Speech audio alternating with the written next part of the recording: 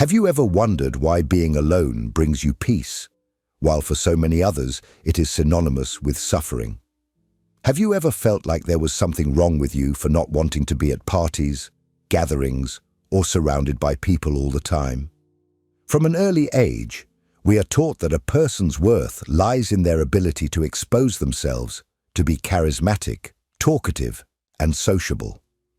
But what if I told you that this is just an imposed narrative, and that in fact your desire for silence and solitude may be one of the deepest signs of psychological maturity? We live in a culture shaped by performance, hyperconnection, and the constant need to be visible. Social media, endless meetings, the glorification of networking. Everything pushes us away from ourselves. Being introspective has become synonymous with being antisocial. Enjoying being alone has turned into a sign of weakness, weirdness, or worse, some kind of emotional illness. And that's where Gustav Jung comes in, one of the few thinkers who had the courage to assert the opposite.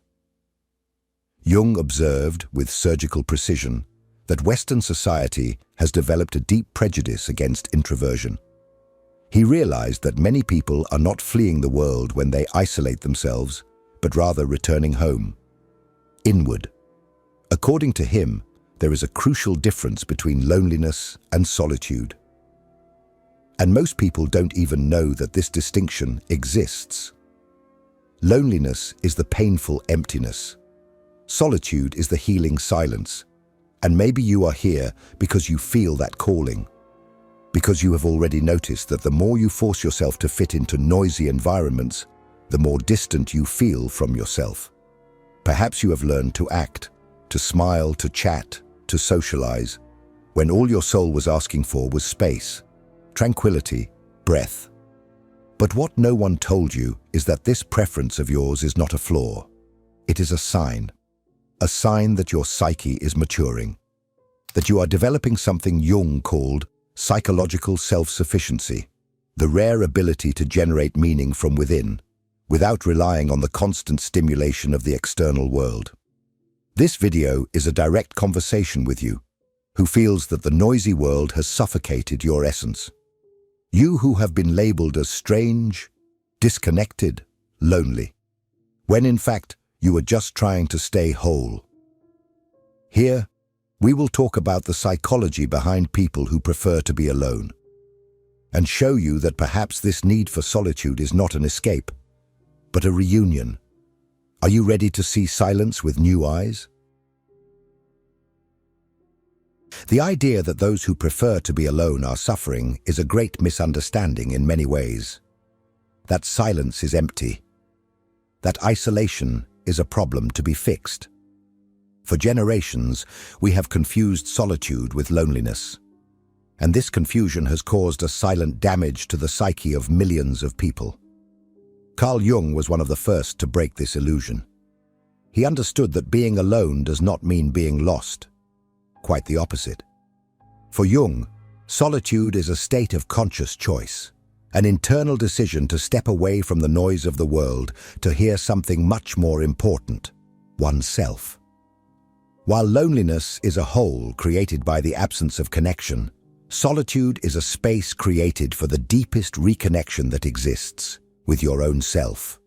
People who cultivate solitude are not hiding. They are finding themselves. They do not avoid life. They savor it at a different frequency. In a world that glorifies constant exposure, solitude is an act of resistance, almost a spiritual protest. It requires courage, because being alone in silence is facing what most flee from, their own thoughts, traumas, repressed desires, and inconvenient truths. But see the paradox. Society harshly judges those who withdraw, as if human value were directly linked to the number of social interactions one maintains, as if silence were failure, not wisdom. This distorted view causes many introverts to grow up feeling defective, struggling against their own nature, trying to mold themselves into a personality that does not belong to them. But Jung knew something that few have the audacity to say out loud. It is in silence that you heal. It is when you are alone that you finally hear your intuition, notice your patterns, understand your pain, and access what he called the unconscious. It is in this internal space that true transformation occurs. Solitude is the incubator of self-knowledge. And here is one of the most counterintuitive discoveries. The more time a person spends in true solitude, and not in forced isolation, the more they develop a powerful presence, clarity in their words, a peace that does not depend on anyone else. They become dangerous to the system because they no longer need to be convinced of anything. They do not need to fill voids with distractions. They are enough. Perhaps you have felt this. Perhaps you are on this path now, feeling that the more you silence the external world, the more the internal world begins to expand. And this is just the beginning.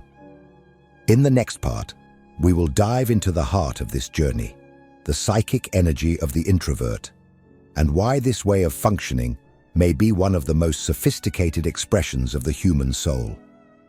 If this content is making sense to you, click the subscribe button and subscribe to the channel. Thank you for your support. The introvert's mind does not function like others, and this is not a flaw. It is a radically different psychic configuration. Carl Jung realized that some people are simply not made for excessive stimulation, for incessant hustle, for the superficial noise of everyday interactions. They were made to dive deep, to contemplate, to explore the depths of the human psyche as one navigates an invisible ocean. And this type of mind operates at a different rhythm. Jung called this energy orientation introversion. Contrary to common belief, he did not see it as withdrawal or insecurity. He viewed it as a specific type of emotional intelligence, an intelligence that operates from the inside out. The introvert absorbs the world intensively. They do not just hear, they listen to the subtext. They do not just see, they perceive what lies behind what is shown. In a single conversation, they pick up on micro-expressions, hesitations, contradictions, subtle tones of emotion that most do not even notice. This is exhausting. This weighs heavily. This requires time. Therefore, solitude is not a luxury for the introvert.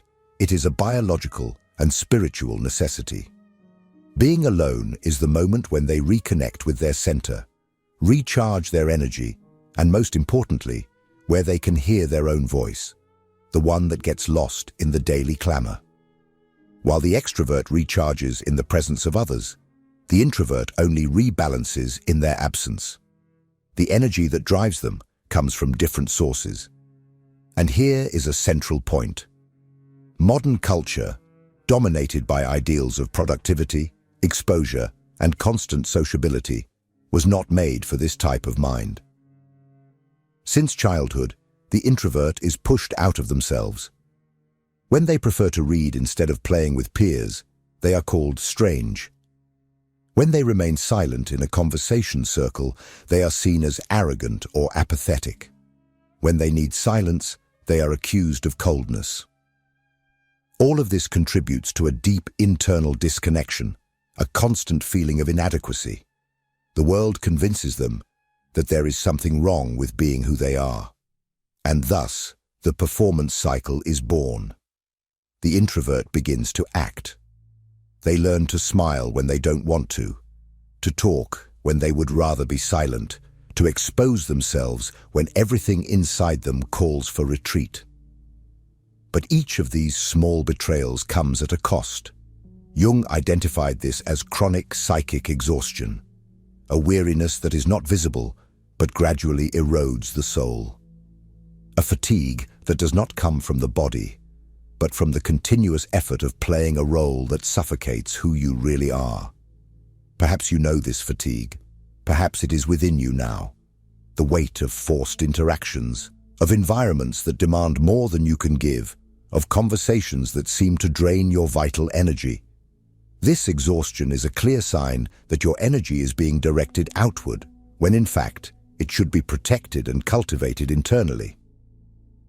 Jung saw the introvert as someone who lives in constant tension with the world, a tension between the need to adapt and the call to remain true to one's own nature.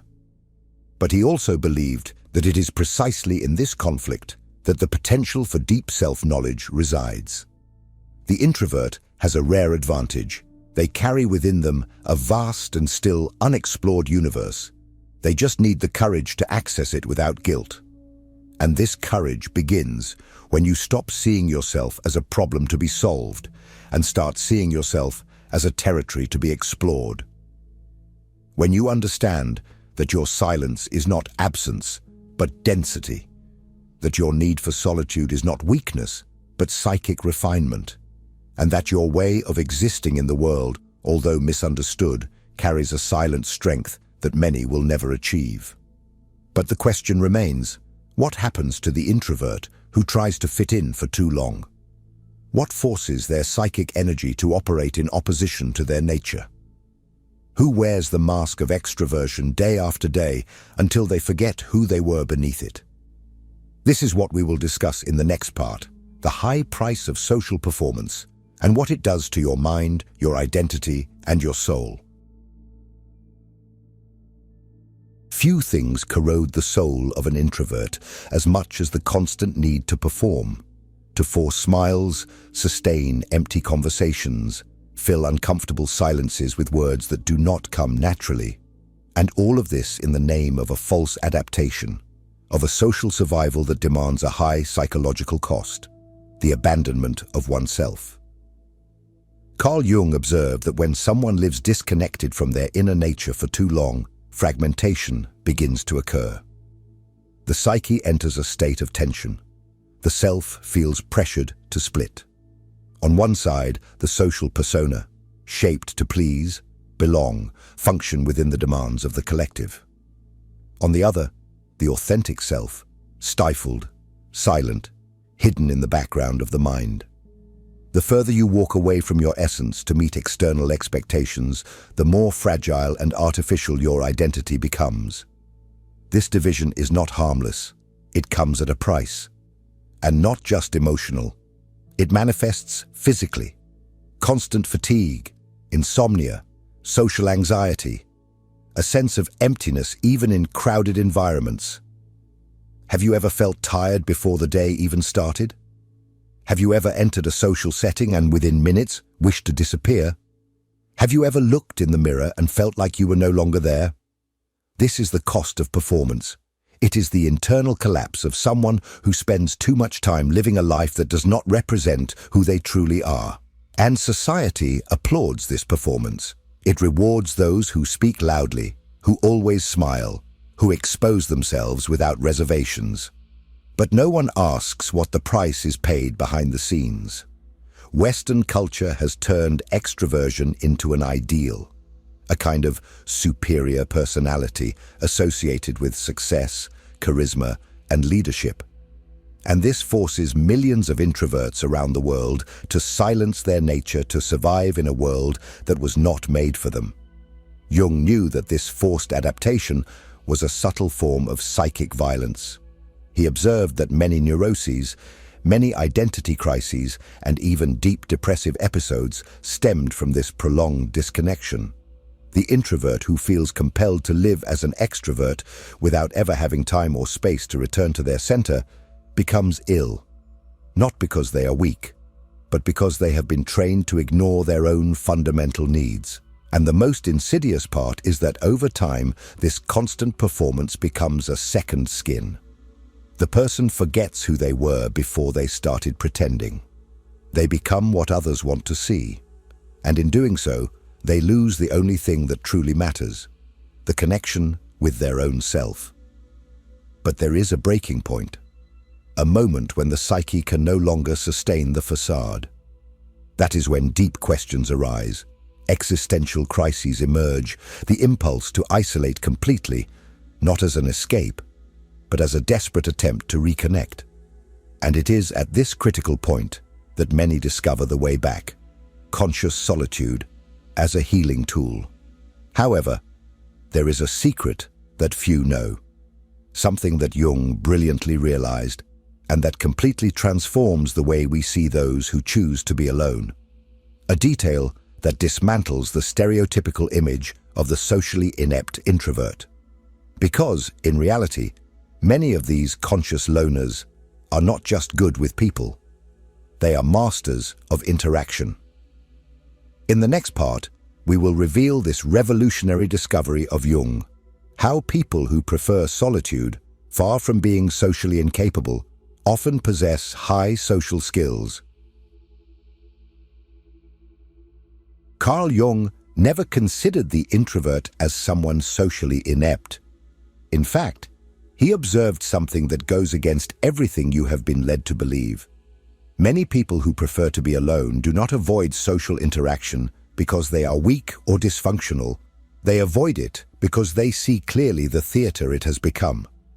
And more than that, because they have developed a skill that few possess: psychological self-sufficiency. But what does that mean?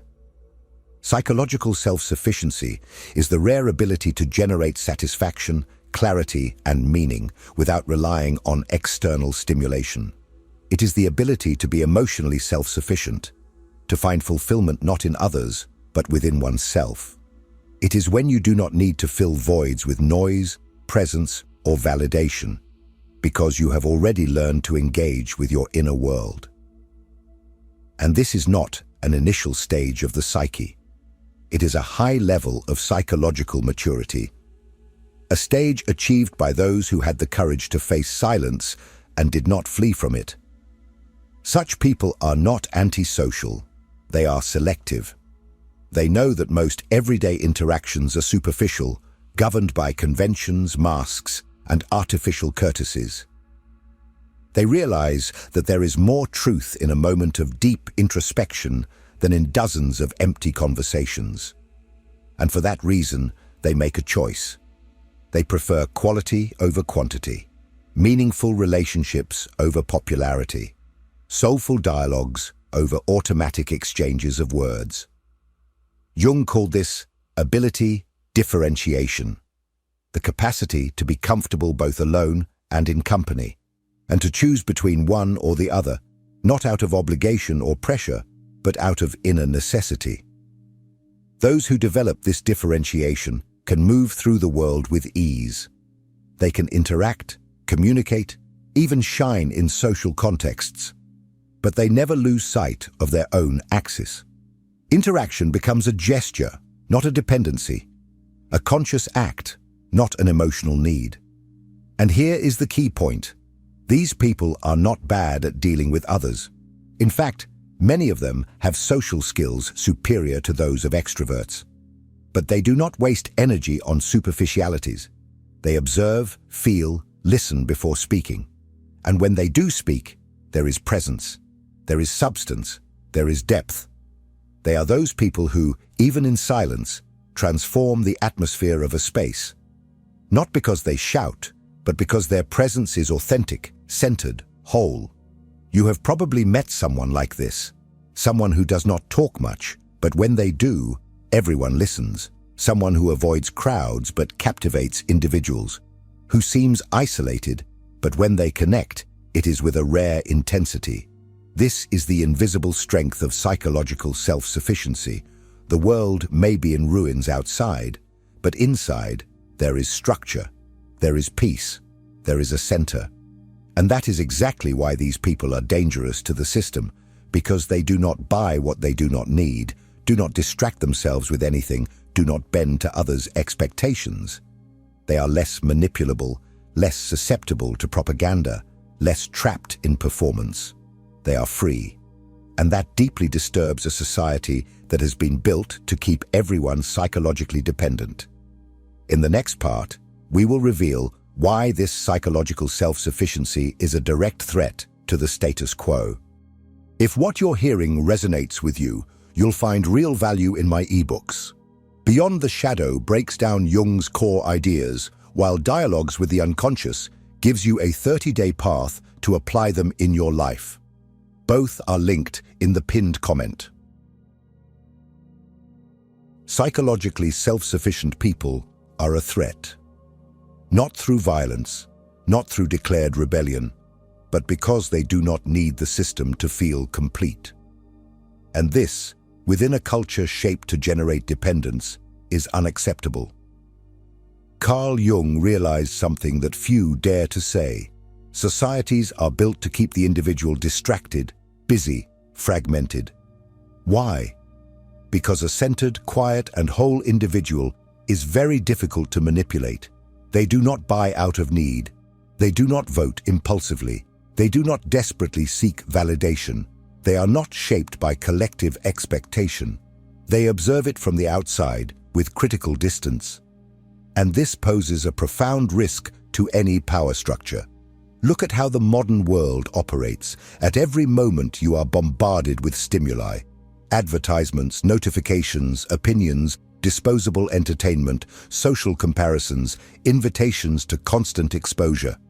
There is a massive effort, conscious or not, to keep you turned outward, so that you never have time to look inward, so that you do not develop what Jung called differentiated individuality, the ability to become a singular, sovereign, whole human being. Because if you become that, you escape. You escape the control of the media, the consumer industry, mass politics, the compulsive search for approval. You become, in psychological terms, free. And a free being is a problem for any system that relies on obedience, fear, or illusion. That is why the world not only does not encourage solitude, but pathologizes it. How many times have you heard that being alone is a sign of depression? That enjoying your own company is strange, antisocial, or dangerous? That those who prefer silence are distancing themselves from life? Culture has turned the desire for solitude into a clinical symptom, when often it is exactly the opposite, a sign of deep health, of internal alignment, of emotional maturity. And this is not by chance. The logic is simple. The more dependent you are on external stimuli to feel good, the easier it will be to sell you anything, a new product, a new ideology, a new distraction. The centered introvert, the one who cultivates solitude as a tool of strength, simply does not react to these pressures. They do not need to prove anything. They do not need to appear happy on social media. They do not need status, numbers, or an audience. They already have something the world cannot offer: internal contentment. Jung warned us that the true process of individuation, the awakening of the individual soul within the collective, is profoundly subversive. Because the more you know yourself, the less you are swayed. The more you listen to yourself, the less you need to be guided. The more time you spend in conscious solitude, the more you realize the emptiness of social performance. And this leads us to the most important question of all. What do you really hear when you are silent? What emerges when the external world quiets down and all that remains is you with yourself? The answer to this question can transform your life. In the next and final part, we will explore exactly this: why solitude is the portal to your true self, and how reconnecting with that silent essence can free you from everything that was never yours. Being alone is not a punishment. It is a rare privilege in a world addicted to distraction. But to see this, one needs courage. The courage to break free from psychological dependence on the collective, to step away from the noise and finally face what remains when all the masks fall: you. Carl Jung saw in solitude something that few understood. For him, it was involuntary, conscious, chosen isolation that the individual had the real opportunity to find themselves. Because the true self, your deepest, most authentic, unconditioned essence, cannot be heard amidst the noise of expectations, comparison, and haste. It only emerges in silence, and it is in this silence that the most transformative process a human being can experience begins: the process of individuation. To individuate is to become who you truly are, not who others expect you to be. It is to excavate the layers of conditioning, fear, and false identity that have been imposed over the years. It is learning to sustain your own presence, even when it disturbs, even when it scares, even when it destabilizes others. because an individual at peace with their own solitude radiates something that cannot be bought, taught, or simulated: inner sovereignty. And here is what few have the courage to admit. Most people cannot stand being alone because deep down, they cannot stand themselves. They fear what they might find when the world goes quiet. Fear of discovering that their lives have been shaped to please others, that their opinions are not their own, that their desires are projections of others. That is why they need the constant presence of others, not out of love, but out of escape. You who have made it this far may have felt this, that moment when, amidst the silence, something within you finally organizes itself.